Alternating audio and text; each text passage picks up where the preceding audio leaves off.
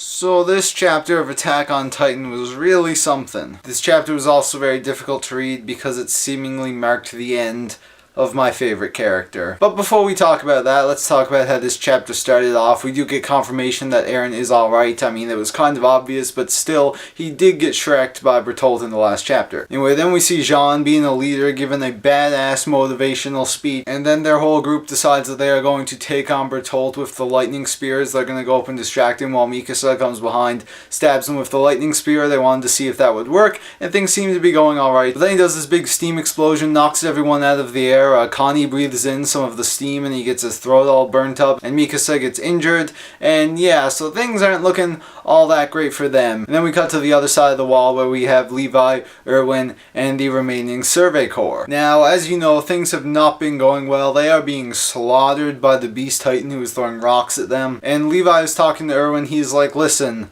we're pretty much screwed here. We need to make a plan to escape, grab Eren, and get the hell out of there so we can at least save some troops. And you know, a lot of the Survey Corps are giving up hope. There's this one guy who just goes on and on ranting about how screwed they are and all the horrible things that are happening. And then Erwin comes up with a plan to take down the Beast Titan, and this plan involves him and all of the other Survey Corps running out, charging at the Beast Titan to distract him while Levi comes up from behind and does the final blow. But of course, this is a suicide mission. When they go ahead with this plan, it is almost a guarantee that Erwin and the rest of the Survey Corps will die. Now, Erwin really stole the show in this chapter, and it was really sad, you know, when he talked to Levi, he talked about how so many times he just wanted to kill himself, and the only thing that was really keeping him going was to find out the secret in Eren's basement. But now he realizes that the only chance they have is if they go ahead with this mission. And of course, Levi is against this. He really doesn't like how Erwin is just, you know,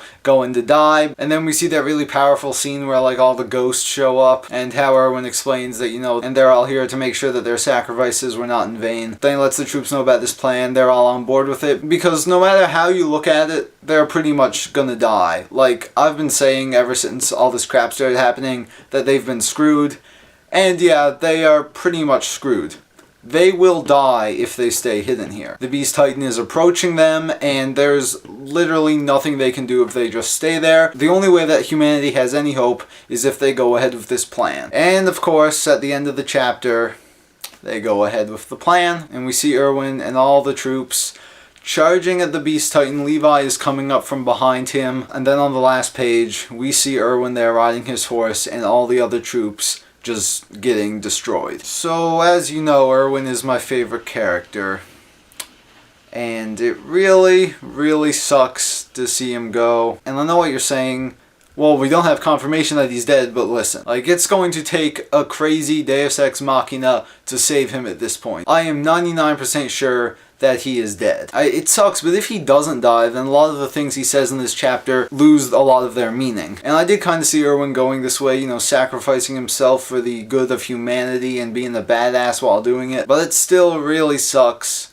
because I friggin' love Erwin. So, the current situation is that pretty much all the Survey Corps are dead. Assuming Erwin died, the only people left are Levi, Eren, Mikasa, Armin, Jean, Connie, and Sasha. There is still hope that Squad Hanji is alive, but we haven't heard from them in a while, so yeah, let's cross our fingers and hope some miracles happen. Oh, and geez, one thing I forgot to mention is that Reiner is back. He is fully recovered now. We did that whole thing, you know, of transferring his consciousness to the other part of his body or whatever, and he's back. So, the crowd inside the wall are up against the Armored and Colossal Titan, and now it is up to Levi to take down the Beast Titan, and I really hope he does. Because if he doesn't, then Erwin's sacrifice would be in vain, which sucks. People could argue that it's too early for the Beast Titan to die because we really don't know anything about him, but when you think about it, we learned a crap ton of stuff about Eren's father through flashbacks, so I have a feeling if the Beast Titan dies here, we could learn about him more through flashbacks. So there's really no saying what's going to happen next. We are once again going to have to wait a month, and oh, it's going to be a hard wait. So those are my thoughts on Chapter 80 of Attack on Titan. Great chapter. Really sad to see Erwin go. And with that, you can discuss this chapter in the comments below, and I will see you in the next video.